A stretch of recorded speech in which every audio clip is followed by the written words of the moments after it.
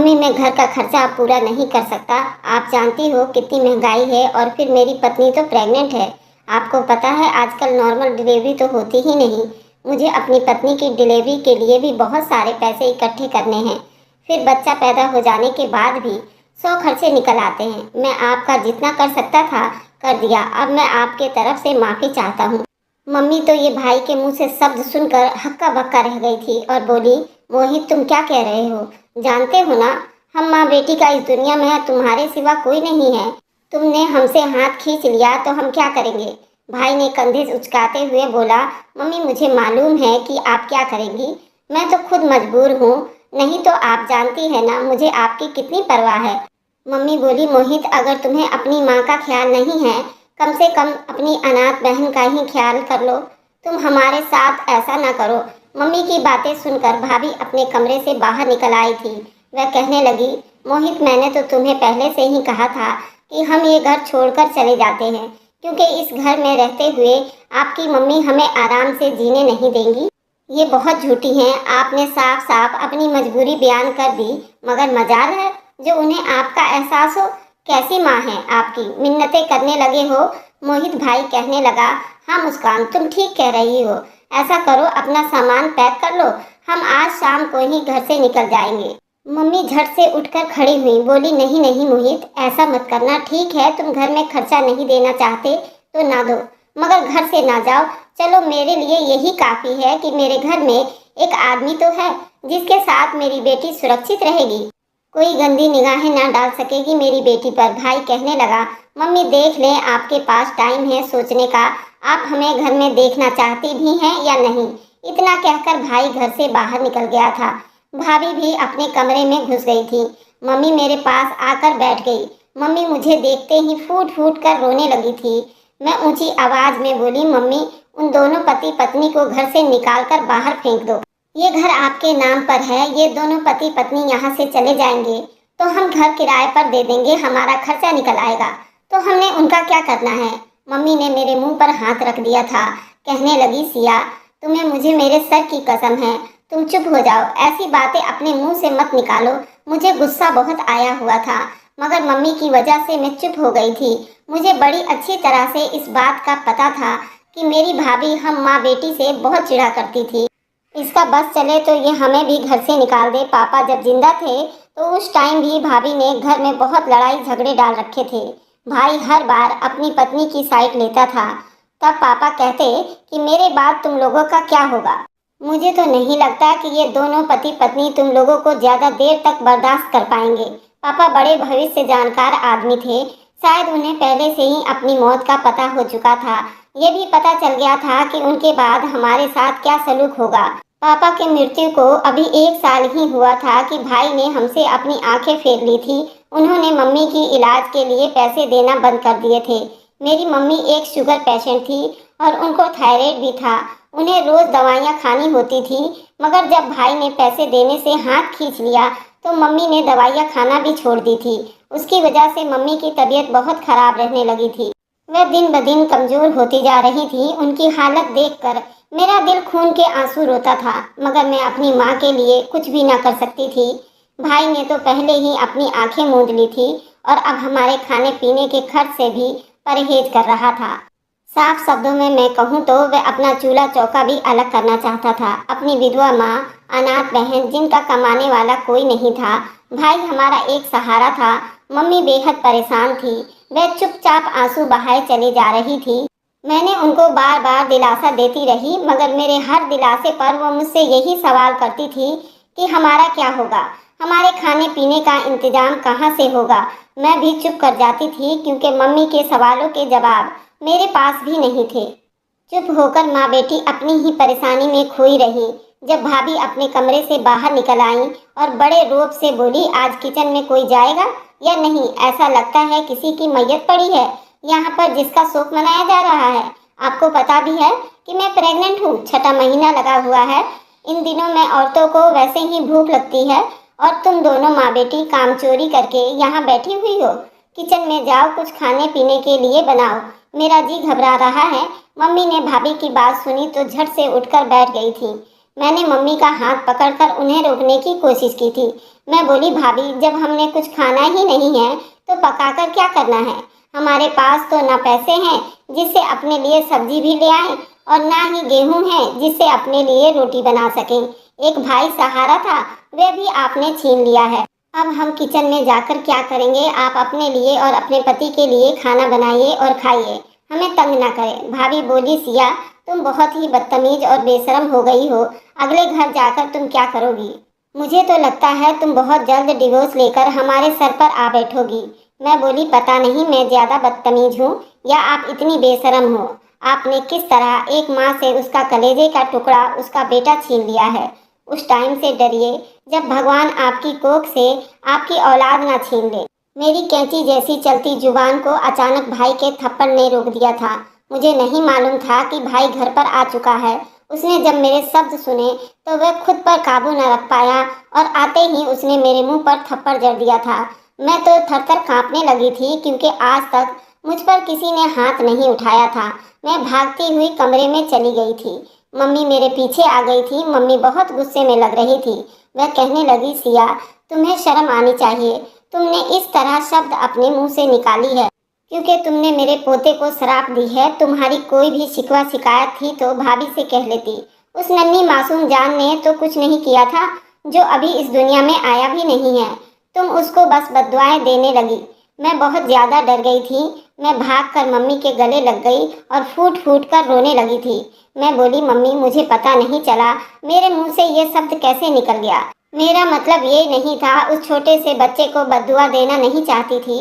मैं तो भाभी को भगवान के प्रकोप से बचा रही थी। वह डर जाएं और हमारे साथ ऐसा रवैया ना रखें। आपको तो पता है कि उन्होंने ही भाई को हमारे खिलाफ किया है। मैं चाहती थी जैसे उन्होंने भाई को हम सब से अलग किया है, इसी तरह भाई का दिल हमारी तरफ से साफ हो जाए। मुझे कहाँ पता था कि जरा सी बात का बतंगड़ बन जाएगा। मम्मी तो पहले ही बहुत दुखी थी। आज वो मेरे गले लगकर रो रही थी। इतने में भाई कमरे में आ गया और कहने लगा, मम्मी अगर ये रोना धोना खत्म हो गया हो तो किचन में चली जाएं। मेरी पत्नी को भूख लगी है, उसके लिए खाना बना दो। मम्मी ने जल्दी से आंसू पोंछे और कहने लगी, हाँ हाँ मोहित तुम फिक्र ना करो, मैं अभी किचन में जाती हूँ। मम्मी मुझे छोड़कर कमरे से बाहर चली गई। मुझे लगा शायद उन लोगों का दिल मोम हो गया हो। जो बात है कि खाना मम्मी ही बनाएंगी, उसका यही मतलब था कि खाना 4 लोगों के लिए नहीं बल्कि 2 लोगों के लिए ही बनेगा। रो रो कर मेरा भी सर में दर्द हो रहा था और जोरों की भूख लगी थी। मैं कमरे में अंदर अंधेरा करके लेटी हुई थी। बाहर जाने से डर लग रहा था। मुझे यही डर था कहीं भाई मुझे फिर से ना मारने लगे। मुझे मम्मी का इंतजार था, वह कब मेरे कमरे में आएंगी और मुझे आकर खाना देंगी।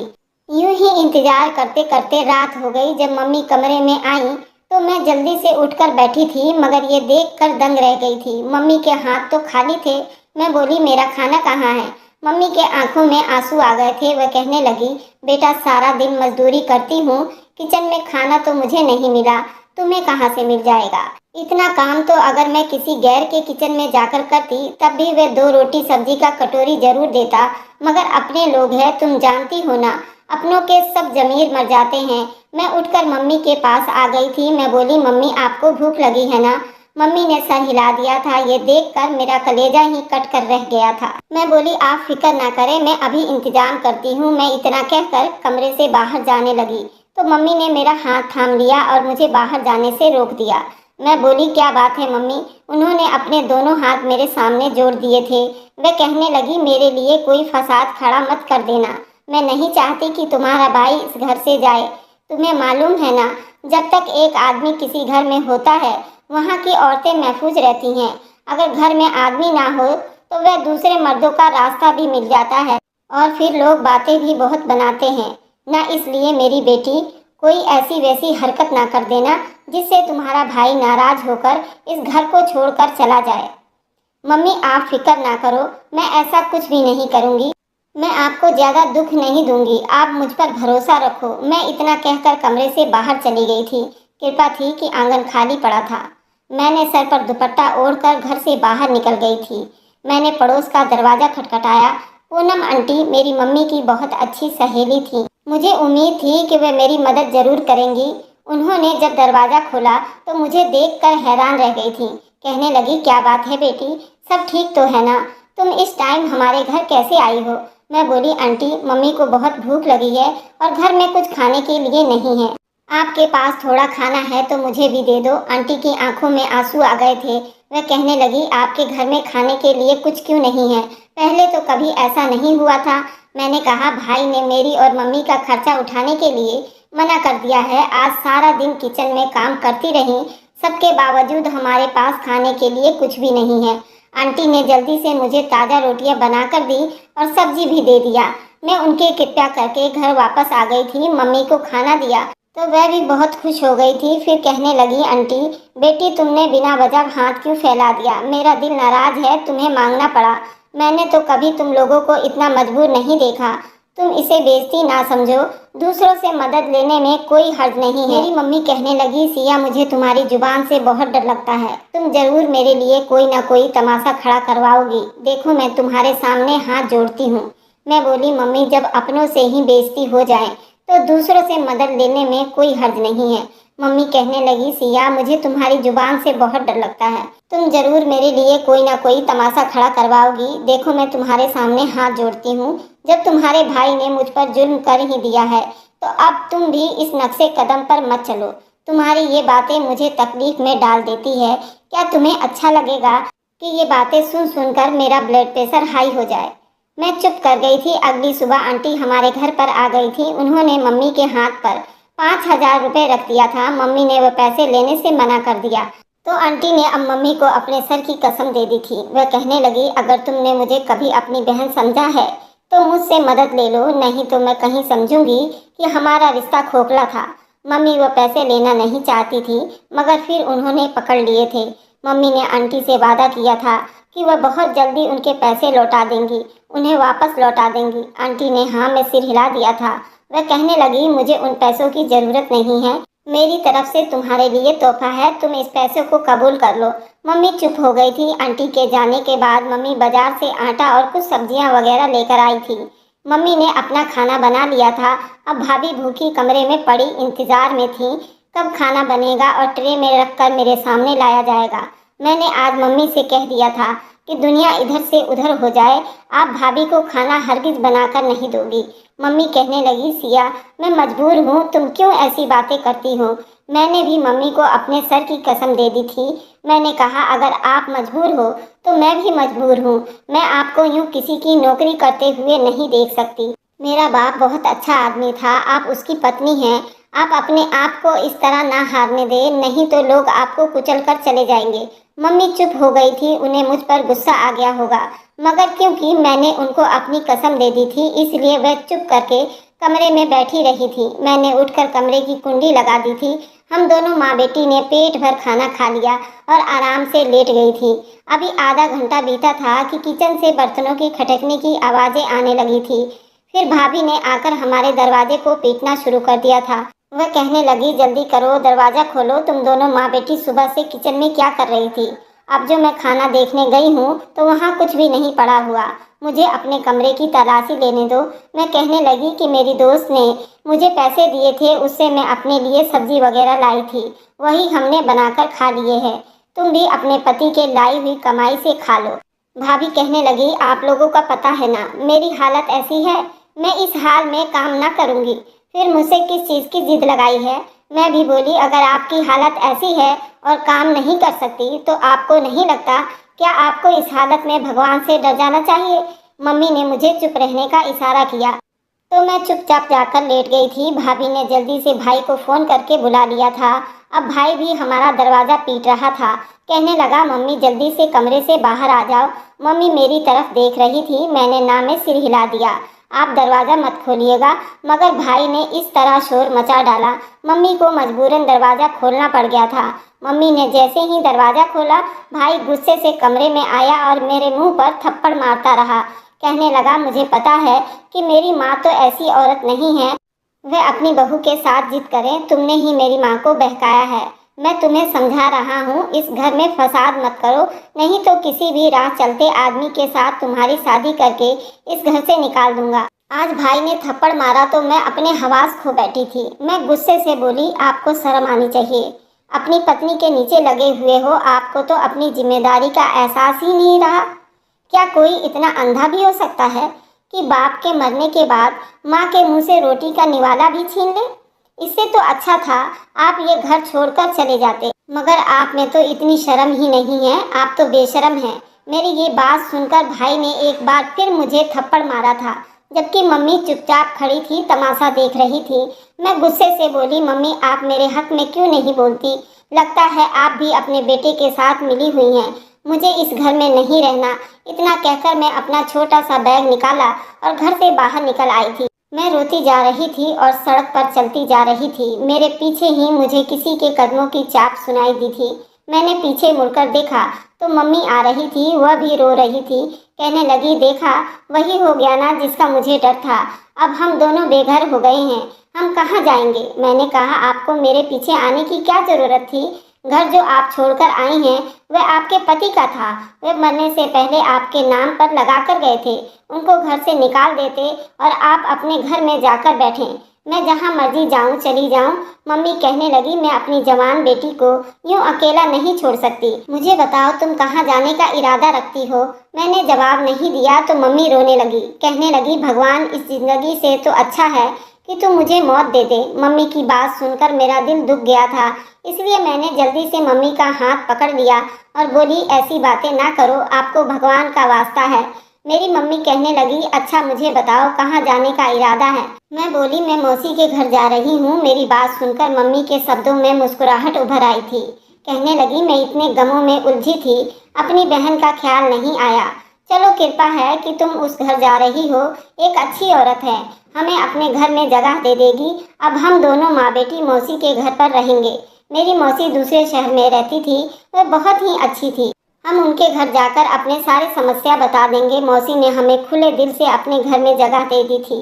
मौसा भी अच्छे इंसान थे, उसने भी हमारे आने पर किसी तरह का ऐतराज़ ना किया था, बल्कि वह तो कह रहा था, आप लोगों का घर है, जिस तरह चाहे मर्जी रहो, चाहे जहाँ मर्जी खाओ पियो। मौसी एक नर्स थी, वह सुबह सवेरे ही घर से निकल जाया करती थी और फिर घर के काम के लिए तो उन्होंने नौकर रखे हुए थे। यहाँ मैं और मम्मी बहुत चैन से रहते थे। हमें यहाँ आए हुए 2 हफ्ते हो गए थे जब मौसी की अचानक तबीयत बिगड़ने लगी थी। मम्मी उनकी वजह से बहुत परेशान हो गई थी। मौसी ने कहा कि परेशान होने की ज़रूरत नहीं है, मौसमी बुखार है, जल्दी उतर जाएगा। मगर मौसी को इस बात की परेशानी थी कि उन दिनों अस्पताल में बहुत भीड़ था और उन्हें छुट्टी नहीं मिल रही थी। डॉक्टर ने कह दिया था कि अगर आपने छुट्टी की तो समझे इस नौकरी से हाथ धो बैठोगी। मौसी अपनी नौकरी नहीं छोड़ना चाहती थी क्योंकि उनकी कोई भी औलाद नहीं थी। वह कहती थी कि अस्पताल जाती हूँ तो मेरा दिल लगा रहता है, घर में रहकर तो मैं दीवारों को तकती रह जाती हूँ, मैं पागल हो जाऊंगी। परेशान थी कि अब क्या होगा। तब मैंने कहा कि अगर आप मुझे बोले तो मैं आपकी जगह पर अस्पताल चली जाया करूंगी। मौसी को मेरा राय पसंद आया था।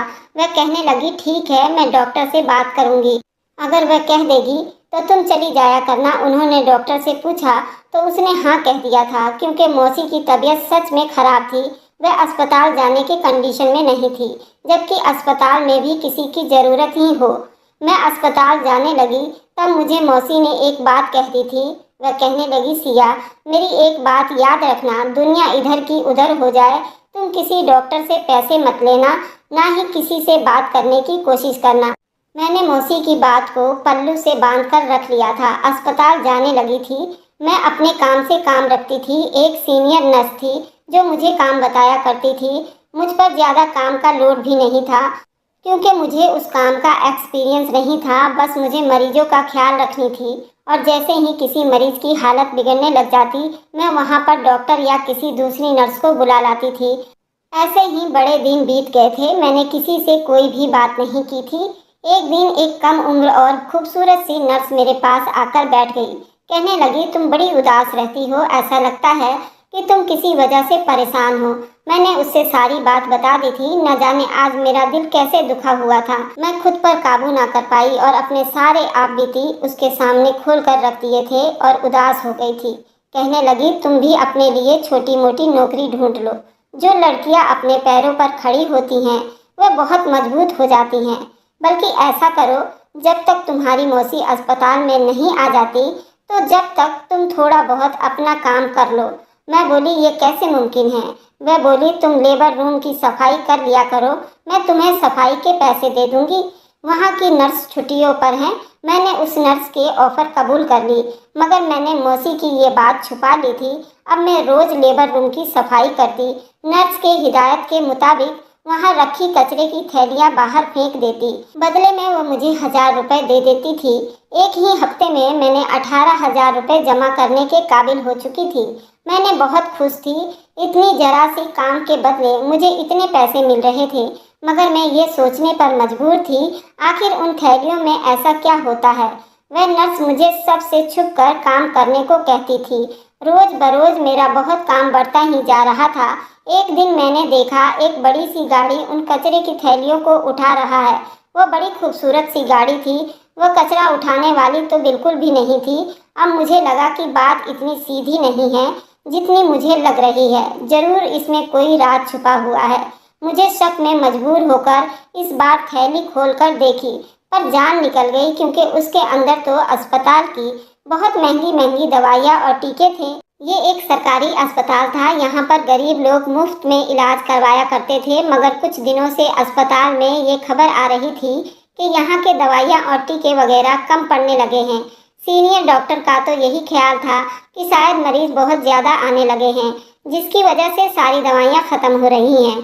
अब मैंने देखा था कि वे दवाइयाँ क्यों कम पड़ रही थी। ये तो अस्पताल की तरफ से फ्री नहीं दी जाती थी, बल्कि मरीजों को पर्ची बना कर दी जाती थी, जिसका दवाई वगैरह लिखा जाता था, जो लोगों को खुद ही खरीदना पड़ रहा था।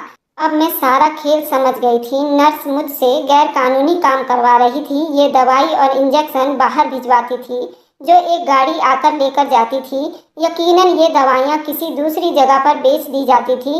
लाखों रुपए कमाए जा रहे थे। उस वजह से बहुत से गरीब लोगों को परेशानी का सामना करना पड़ रहा था। मैंने ठान लिया था कि मैं इस गैर कानूनी काम को उस नर्स का साथ नहीं दूंगी। चाहे दुनिया इधर की उधर हो जाए, मैं उसका राज फाश करके ही रहूंगी। मैंने हिम्मत की और सीनियर नर्स के पास चली गई थी। मैंने उससे सारी बात बता दी थी।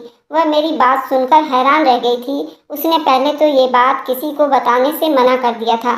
फिर मैंने जब उससे सबूत दिया तो उसने मेरा धन्यवाद किया था और मुझे कहा कि अभी ये बात तुम हरगिज मत खोलना, मैं उसको पुलिस के हवाले करवा दूंगी। सीनियर डॉक्टर ने पहले से ही पुलिस को बुलवा लिया था। जब नर्स मुझे कचरे वाली थैली फेंकने को कहा तो डॉक्टर ने पुलिस को इशारा किया था। उन्होंने आकर तलाशी ली थी। अंदर से दवाइयाँ और इंजेक्शन वगैरह बरामद हुए थे। उस नर्स को गिरफ्तार कर लिया था, क्योंकि मैंने डॉक्टर की मदद की थी और सरकारी दवाइयाँ वगैरह गैर कानूनी तरीके से बेचने के धंधे को बेनकाब कर दिया था। इसलिए मुझे हॉस्पिटल वालों की तरफ से 50,000 रुपये का इनाम भी मिले थे और साथ ही साथ मुझे नर्स की ऑफर भी मिल गई थी। मैंने ये बात जब मौसी और मम्मी को बताई तो वह बहुत खुश हो गई थी। फिर मम्मी ने कहा, अब हम अपने घर वापस चले जाते हैं, क्योंकि हमारे पास इतने पैसे जमा हो गए हैं कि हम आराम से अपना गुजर बसर कर सकेंगे। अब तो मौसी भी ठीक हो गई थी, इसलिए वे अस्पताल जाने लगी थी। हम माँ बेटी अपने घर वापस आ गई थी। मुझे मेरे शहर में ही नर्स कोर्स करने का मौका मिल गया था। भाई और भाभी हमारे आने पर परेशान थे। भाभी के आखिरी टाइम चल रहे थे, मगर उन दिनों भी वे हमारे साथ जुबान लड़ाने से बाज नहीं आती थी। मगर चूंकि अब मैं अपना काम करती थी तो मुझे उनकी परवाह बिल्कुल भी नहीं थी।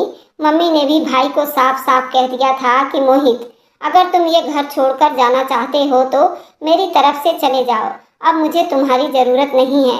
भाई तो ये बात सुनकर घबरा गया था, क्योंकि इतनी महंगाई के दौर में घरों के किराए देना आसान बात तो नहीं है।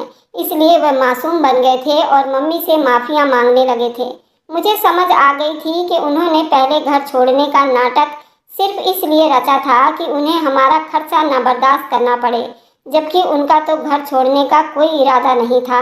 कुछ साल बाद मैं अपना कमाने लगी तो भाई और भाभी मेरे आगे पीछे घूमते फिरते थे। मैंने भी उन्हें माफ़ कर दिया था, क्योंकि मेरी ज़िंदगी में अब किसी भी फालतू चीज़ की बिल्कुल भी कोई जगह नहीं थी। मेरे ख्याल में अगर कोई हमारे साथ बुरा करेगा और हम उससे माफ़ कर देंगे तो ये उन पर एहसान नहीं होता बल्कि हमारा खुद का ही नुकसान होता है, क्योंकि इस तरह हम खुद को ऐसी समस्या में घेर लेते हैं। मेरी मम्मी ने भी उन दोनों को माफ़ कर दिया था और मैंने अब घर में एक काम वाली रख ली थी जो घर के सारे काम काज किया करती थी। भाभी भी बड़ी शर्मिंदा फिरती रहती थी, वह तो हमसे नज़रें मिलाने के काबिल भी नहीं थी। मम्मी और मैं अपनी ज़िंदगी आराम से बिता रहे थे, हमें किसी का एहसान की कोई ज़रूरत नहीं थी। ये थी आज की कहानी दोस्तों, आप लोगों को कैसी लगी मुझे कमेंट में ज़रूर बताइएगा। Thanks for watching, like and subscribe. फिर मिलते हैं अगली कहानी में।